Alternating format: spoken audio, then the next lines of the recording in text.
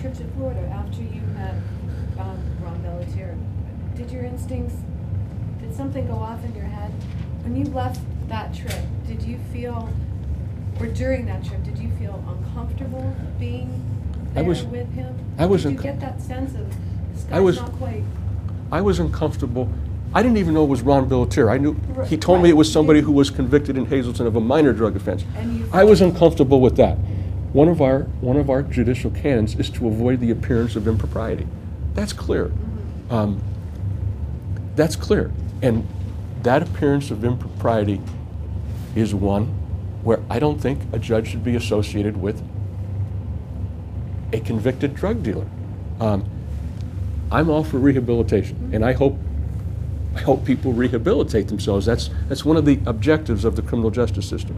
But I was, as far as I'm concerned, I was betrayed before the trip, because he should not have put me in a position to be in the presence of a convicted drug dealer, period. Then he minimized who this person was, and there I am in Florida. I'm there, this guy is there in our presence, and I'm upset. But what am I going to do? I'm in Florida. That was the first thing that really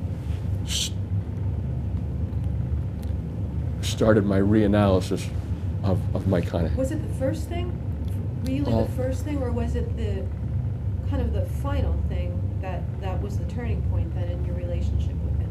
I mean, did you have any sort of Red niggles flags before this trip? Any type of what? I'm sorry? Any niggles, any unsettled feelings about him before this trip? I didn't, and I can only be honest and truthful to say I didn't, because if I did, I wouldn't have gone. And that's why I say to you that I'm disappointed that my instincts didn't tell me more. I'm disappointed in myself, and I regret that. I have to say it. And the other thing, Mark, I think you had asked before about my relationship with the judges. When you get elected, right after you're elected judge and take office, in either the first or second week in January, we're required to go to a school. It's affectionately known as Baby Judges School. And it's a 5-day school where judges from all over Pennsylvania serve as instructors, teaching the newly elected judges in the state various things. One of the subjects, obviously, is the Code of Judicial Conduct. And as part of the instruction on the code,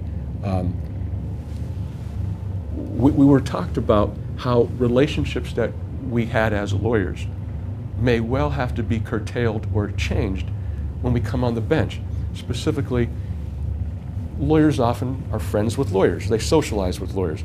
In my case, I was the district attorney, and people who know me, and Terry probably knows this from her job, I socialized with prosecutors and detectives and police officers. I went to lunch every single day with detectives and policemen for 8 years. And we learned that those relationships have to change, because those people are now going to be appearing in front of me, and I'm going to be judging them or making decisions or rulings on their conduct. I curtailed those relationships and friendships that I had significantly, and felt that, wow,